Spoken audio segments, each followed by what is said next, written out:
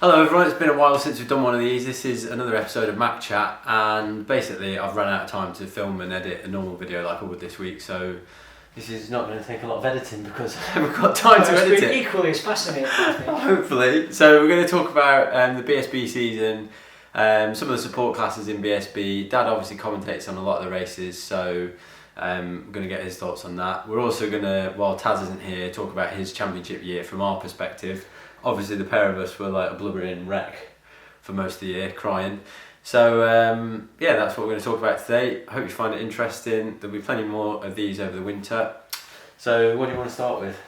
Well, I'd like to start with, like we're almost a week after the final round, and none of us realised how intense this season was because it started end of June, finished middle of October, ran over 3.5 months, which is 2 months shorter than normal. And what I don't think anyone realised, we knew it was going to be intense, but what everyone didn't realise is how intense it was going to be and how locked in. Nobody had really a weekend off to regroup and reassess everything.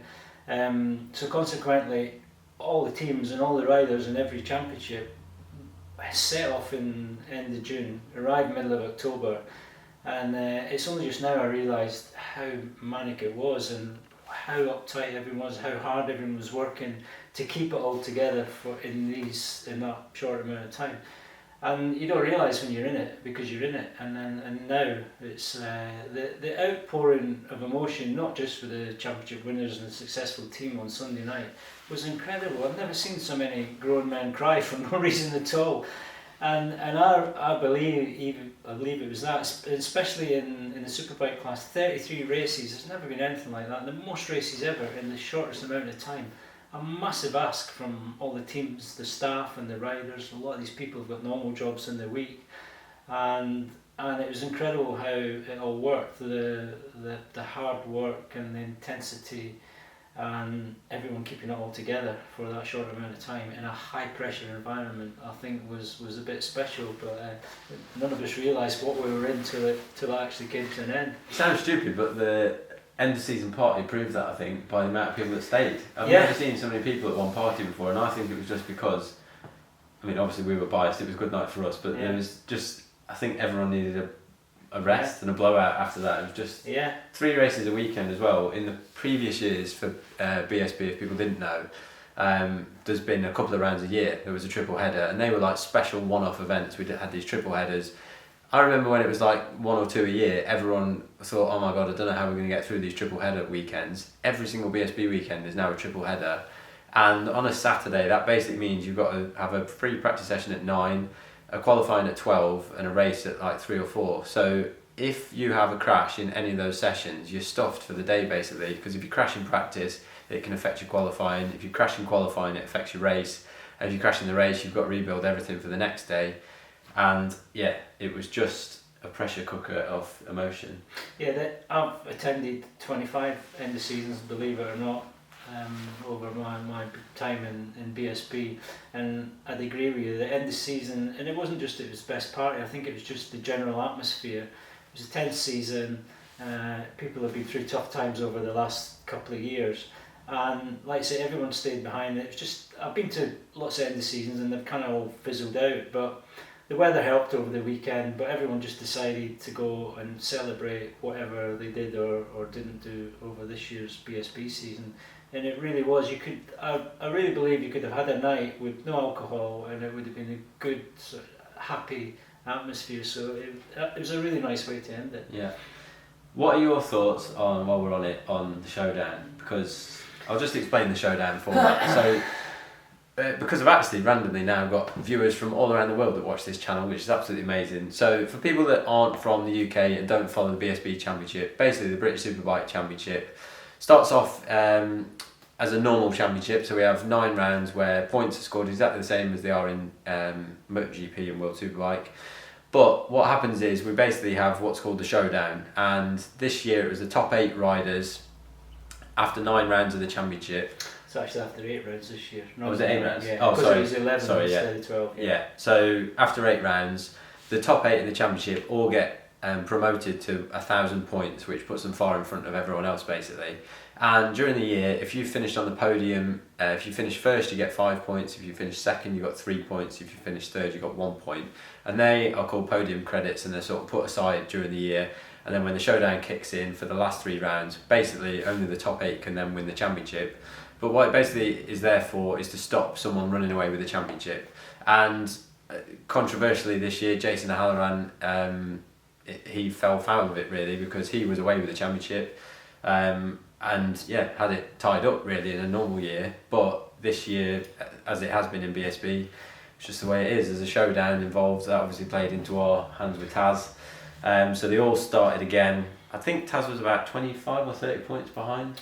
He was 30 points behind his teammate Jason, yeah. In podium credits going into the showdown. And yeah, all hell breaks loose as it does every year. So what do you... Yeah, my thoughts, the showdown started because in 2009, Leon Cammy ran away with the championship. It was all over long before the end of the season, which was amazing. He was an amazing rider on a good bike. But the championship, kind of interest-wise, fizzled out towards the end of the season. So for 10 years, we've been in this showdown format, which works. But all the riders in the championship know the deal. We all sign up for it. We know what's happening. And I think some of it has to be your attitude towards the season. It's really important obviously to be in the showdown or you can't win the championship, but also you're only really, if you're winning, you're only gaining 5 points each time. So there's 2 ways of approaching it. Jason, and they're both equally as good. Jason O'Halloran had the right approach, gather as many podium credits as he could, and he had 50, which is amazing. It gives you that really good cushion going into the showdown. And actually, if there was no showdown and the points carried on as normal, he would be the British Superbike champion. So that's a good thing, that's a good approach. The other approach is gradually build up, make sure you're in the showdown, try and grab podium credits when you can, and don't risk anything when you can't, just make sure you're in there, and then you've still got a fighting chance over the last 9 races. That's a good approach, and that's kind of the approach Taz took. I'm not saying it was better than Jason's, but for him it was the best approach because the first round was Oulton Park. He's not historically been strong there, so he had to be solid there. He did. Jason won all 3 races, and then he carried on chipping away like that. Also, if you have an injury or you miss some rounds for whatever reason, John Hopkins was the classic example a few years ago. You can still get in the showdown and fight for the championship, so it really looks after riders that might have had a bit of bad luck or whatever, and of course it makes the championship very exciting and generally keeps it going to the last round, which is great for the organisers, but it's also great for the fans. A lot of who criticise the showdown, but you can't deny that it makes a good end to the season. TV, everything is good, but I think as a rider you just have to get your head around what it is. The downside of the showdown and maybe what happened to Jason was he started off at a track at the beginning of the showdown where he was really strong, so he's got to be thinking that was a good thing, but unfortunately his bike didn't feel quite the same as the beginning of the season. Temperature had come down, he didn't have that triple win, and it turned into a bit of a pressure weekend for him, and so unlike him, he actually fell down in 2 races, which he hadn't done all year. He won off at Knock Hill, so it immediately turned into a difficult time for him. So a lot of it is dealing with that pressure. Some riders do, some riders don't, but suddenly the showdown jinx kicked in, and Jason wasn't in the back foot. He was still leading the championship, so he really needed to just kind of focus. But as things turned out, the circumstances. The other thing about the showdown is the riders that are not in the showdown have got nothing to lose, so they're going to ride gung-ho. They're all looking for a ride towards the end of the season. They might ride differently to when they were trying to get in the showdown, so it creates this incredible scenario that upsets the whole dynamic of a normal race weekend. Not in a dangerous way, but certainly in a fascinating way. Tarran, Jason was super strong, but there was only 3 rounds throughout the whole season that Jason actually outscored Tarran on the weekend. So you can see he was just sort of trying to build and trying to stay out of trouble. And then his bike and team and everything were strong when the Showdown started, and then so he was, again, in some ways he had nothing to lose, so he could just push on and try and win the championship, and it fell his way. But there's so many facets and interesting parts of the Showdown that can go one way or the other. It's definitely interesting. It's unique in motorcycle racing, but all the riders sign up for it at the beginning of the season, and I think you have to start at the beginning of the season thinking about how you're going to approach it and deal with it. Obviously there's some luck involved as well, but it went our way, and we were lucky. But it is an interesting thing that has so many effects on every rider in there. A lot of it comes down to momentum as well, and how many times we've seen it over the years where whoever's got the momentum at the end of the season, which Taz just by chance, or I don't know why, ended up with this momentum, and Jason had all the momentum at the start of the year, but it just counts for nothing. And even for someone like Josh Brooks, he, like in any other normal championship year, with 3 rounds to go, he wouldn't have been anywhere near winning the championship. But suddenly he's back in contention, and it wasn't out of the question that Josh Brooks could have had a chance of winning it. Can't go the other way, because Tarran actually had the championship lead going into the last 2 rounds of the Showdown. So suddenly the pressure was on him, and for some riders that were chasing them, that should have been something that they could have exploited. As it all turned out, it went Tarran's way, but it can take so many swings and turns all the way to the last races we've seen in other years. But it is controversial, it is interesting, but it is part of the rules, and you sign up with your team and the championship begins the year, and you have to get on with it and take whatever it throws at you.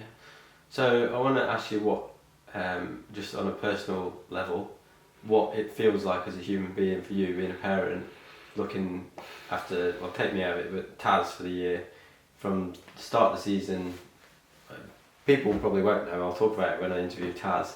At the start of the season, he crashed in pit lane at Silverstone at a test. He went to Snetterton test, had another crash, and just like wrote a bike off twice before the season even started. And really started the season terribly. And at that point, we were kind of like, you train really hard all winter, obviously, and that is not what you plan on doing. You plan on being fastest at the end of the testing. And then obviously it all changed by the end of the year. But what were your emotions during the year from start to finish? I always stay positive, but I've got to say that wasn't the ideal start. And all I would obviously talk to you guys, and all I would say to Taz at the end of the day, you're not laughing about this today, but we should laugh about this one day, hopefully. It wasn't good.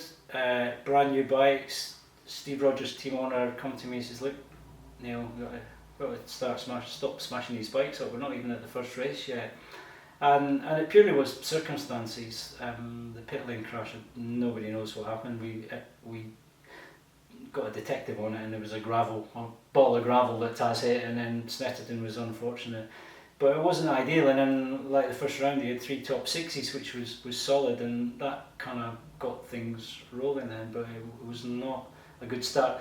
Anyway, my feelings, it was an intense season as I just mentioned, but what spreading it out wider than that, it's been 4 years of trying to get Taz to win a Superbike title. He maybe thought he was going to win it in his first year. He certainly was throwing his bike at the fence a little bit, riding over the limit, got lots of podiums at the end of the year, but then we're another 3 years on before we can actually get the title. And I think we go racing as a family, as you know. I think every year we're all trying to win a championship, and we've probably been in it for 4 years trying to get this one done, and figuring out, some of it is figuring out actually how to win the championship, because it's not just getting on the bike and riding the wheels off it every weekend. There's all kinds of things involved, so whether that's your preparation, your training, the showdown, everything has to be taken into account, and it has been 4 years figuring it out.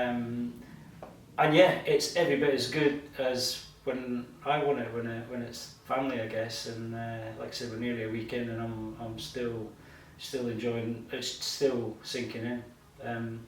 I worked with lots of riders over the year, but working with family is the ultimate high and ultimate low. And we've had a few of these as well. Yeah. So, but that's what makes sport and what makes racing, but it's a never-ending kind of journey. And Neil Hodgson was talking about it today on TV. He knows you forget the effort you put in. I mean, you know, we've driven from Spain overnight to get to Thruxton on a Saturday morning just to make a qualifying practice and get into a race, and everybody's had no sleep and wrecked. It's like 22 hours, isn't it? Yeah, it doesn't quite work out. I've driven with Taz, me and Taz have driven from Czech Republic on a Sunday night to get to Cadwell Park on a Monday because it's a bank holiday race. On the slightest chance, you might grab a few points and have a result in the Motorstar Championship. Talk us through it. What did you do? Crashed on the last lap. So, I mean, we were literally... I was watching live timing as I was driving, and we had to get into Cadwell Park to get him out in qualifying. This is after an all-night drive from Czech Republic. He's getting his leathers on in the back of the van as I'm overtaking everything down the wrong side heading into Cadwell. Fortunately, we didn't get stopped. They let us in. The gate people knew we were coming. He jumped out his bike, which was been warmed up at the top of the mountain. He jumped out with his helmet on, didn't he? Yeah, it was ridiculous. Yeah. Got on the bike just to qualified, and had a night's sleep, and then he chopped it up the road and that was another situation where it's like straight away I tell myself I'll laugh about this one day, but I'm not actually that happy now. Yeah. But that's what we do, and it's all of that effort, and everybody does it in racing. All the teams, the team owners, the staff, they give it their all for that little bit of glory that might or might not come along one day. But yeah, it's all worthwhile, and it's it makes life interesting. It's the hard thing for the other guys in the championship, the other Showdown contenders, that they put in no less effort than Taz does. They do have all the same sacrifices, the same crashes, the same injuries. We all go through the same thing every year, and unfortunately only one person can win. That is what makes it great, but it's also a hard winter for those people, which, I mean, yeah, we've had hard winters. It does, but I think you almost have to, and I think Tarran's quite unique. I think you almost have to prepare yourself for that okay, it's everything if you win it, and it's fantastic. If you don't win it, you've almost got to have kind of some coping mechanism already. Tarran said at the weekend, I'm going to enjoy this last weekend, win, lose or draw, I'm having a beer Sunday night. So he'd already decided he was going to party Sunday night, which I think is probably a good thing.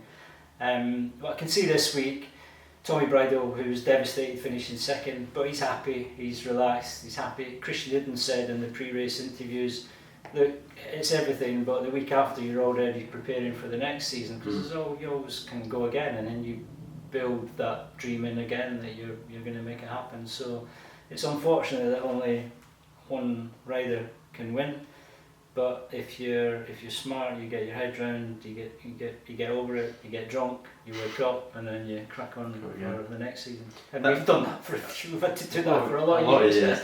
And that's the mad thing about racing. You literally have you bask in the glory for a couple of days, and we're already talking about next year. Yeah, well, we had a meeting this morning with people involved, and it was all about how we can be better. That. Yeah, I'm actually sitting there thinking, oh yeah, we're going again. We're going again. Yeah, it is never ending. Yeah. The last thing I want to talk about is the junior championships we've got in the UK now, because we follow all the racing. We're massive bike racing fans. We watch everything. And there's some amazing young kids coming through, and you've commentated on a lot of those races, so I just want to give a shout out to those guys and who you saw coming through. Yeah, very much so. For a lot of years I've thought that we needed rock solid junior championships. They've been all over the place. Motorstar was good, but Motorstar at one point was the more money you can spend. You spend 40 grand on a factory KTM, the faster you go and you'll win. So, but rightly so, the organisers have adjusted things, and I think we've got some cracking junior championships now and some cracking talents coming out the other end. It takes a few years. So running through the ones I was involved in this year, British Talent Cup, Casey Gorman won that, class act, deserved to win it. He went through the mill with injuries, which is something you have to deal with. What were his injuries again? He had some, not killed, he high-sided some shoulder, arm injuries and a bang on the head, and he was a couple of nights in hospital. So it was like, for a 13, 14-year-old kid, it was some big knock. But he bounced back and came back winning, won the championship in great style, and young kid with a lot of raw talent. He's in the Red Bull Rookies MotoGP Cup next year, rightly deserved that, and the European Talent Cup. So he's on his way. We've got Junior Super Sport. Cameron Dawson won that, Irishman, and he's I like it. He was the standout rider in that championship this year. I don't know where he's going, but he's a classic. He looks like the right rider, right build to jump on a 600, maybe stock 600, national stock 600 class. You can see him in that, and there's a lot of Irishmen in there now, and he's got some great inspiration to go in that and do a job. Don't know what his plans are, but I like these when there's a standout rider like Casey or Cameron Dawson, then you think, yeah, they're the ones, because they're all good, but you need someone a little bit outstanding for me to think, yeah, there's someone that can go all the way. So there's two. What else we got? Tri-Options Cup. That's the opposite end of the scale. We've got Alexa McGuinness and Walker on there, putting big strain. I'm sure the podium needed to be reinforced by how we got on there, but they did an amazing job and brought that championship to light. But the guy that won it, Josh Day, 3 times he's won that now, so it's time to move on, Josh. But the best rider by far. And I don't know if it's happening, but I'd like to think that he'd jump on a V2 Ducati in Supersport next year with the rules changing. Yeah. So he would be a step ahead of the others because he's so good on that V-twin. So still quite excited for him. I'd like to see him move on. Supersport Championship. Well, can I just jump in on Stock 600 because we missed Stock 600? I commentated on Stock 600 class for the second to last round, and it was Jack Nixon and Joe Talbot that were going at it, and I just want to say what an amazing... It doesn't get televised that much, Stock 600, but it was great to see 2 riders really fast, doing the best they could, and it came down to the final race. It was like a mini version of the John Hopkins Tommy Hill scenario where Zach Corduroy had actually taken off in the distance like Shane Byrne did that day. He was riding really, really well. But then it was between Jack and Joe, and they were fighting their way through traffic, following each other through, passing each other back. Jack managed to get the better of Joe with a couple of laps to go and went on to win the championship. So I just want to say well done for that, because it was mega to watch. Yeah, he is another one. He's got DNA in his blood, racing DNA. His dad Brian, I know very well, sidecar man, great guy, and also Jack is cousin to Jake Dixon, so he's got a good mentor there, and different to Jake in a good way. Complete opposite to Jake, yeah. But equally is competitive. And Joe Talbot, he reached out to a lot of people just with his interviews and the way it ended up. He didn't win the championship, but he was a great sportsman, and it was a great story, and he brought his name to the fore. And lots of other riders in there as well, Zach Corduroy as well, a kid that's been moving up through the junior championships, and he's obviously got a future as well. We'll finish with Supersport then. Oh no, sorry. I'll go Stock 1000. Yeah. Stock 1000, 3 times a winner yourself this year. Well, I'll talk about Stock 1000 because I was involved in the championship, obviously. We're really good friends. There's me, Tom Neve, Chrissy Rouse, Billy McConnell, Alex Olsen. I'm going to miss people out here. Tim Neve, Lewis Rolo. Who have I missed out? There'll be someone I've missed out. Whoever I've missed out, I apologise. But we all get on really well. We're all really good friends off the track. Everyone talks, but that doesn't mean on a Sunday Luke Mossy I missed out. On a Sunday we all fight tooth and nail for these races, and it was just an amazing year's racing. Obviously I'm annoyed I didn't win the championship, but it couldn't go to a nicer bloke. Tom Neve won it this year and he rode really well. And yeah, I hope he can move on to Superbike next because he fully deserves a chance. But yeah, it was Stock 1000 never fails to produce good racing. Yeah, I mean they are superbikes on road tyres basically, but it is quite unusual that all of you guys are proper good mates that look out for each other and socially would get on well but race well together, and they're all proper good lads. So while we're on that, Billy McConnell, there's 2 things he said to me this year that made me laugh. One is when I started last in that race and I came all the way through to win it, like I beat Billy in a scrap, hit him with 2 laps to go, and he's the first person to get off the bike and congratulate me and just absolutely love that we've had this argy-bargy and hitting each other, which there can't be many races like that. And then the second thing was when we got to the last round, I'd obviously announced my retirement at Donington, and Billy came up and saw me and he just went, "What do you think you're doing, retiring?" I was like, "What do you mean?" He went, "I haven't finished with you yet." And that really made me laugh. But he still wants me. I said, "You've got one more bite at me and then that's it, I'm done." So yeah. And Supersport. Yeah, other champion I didn't mention was Jack Kennedy, and so he's not the youngest rider in the paddock, but he's still flipping fast, and 3 times a Supersport winner now. And beginning of the season, it was tough because he's on the 636, which hasn't had a great 636 Kawasaki, which hasn't had a great deal of success. But Jack found a way, fair play to him, to kind of get it in line kind of mid-season, and then a few races towards the end he was dominating, so he had to work hard.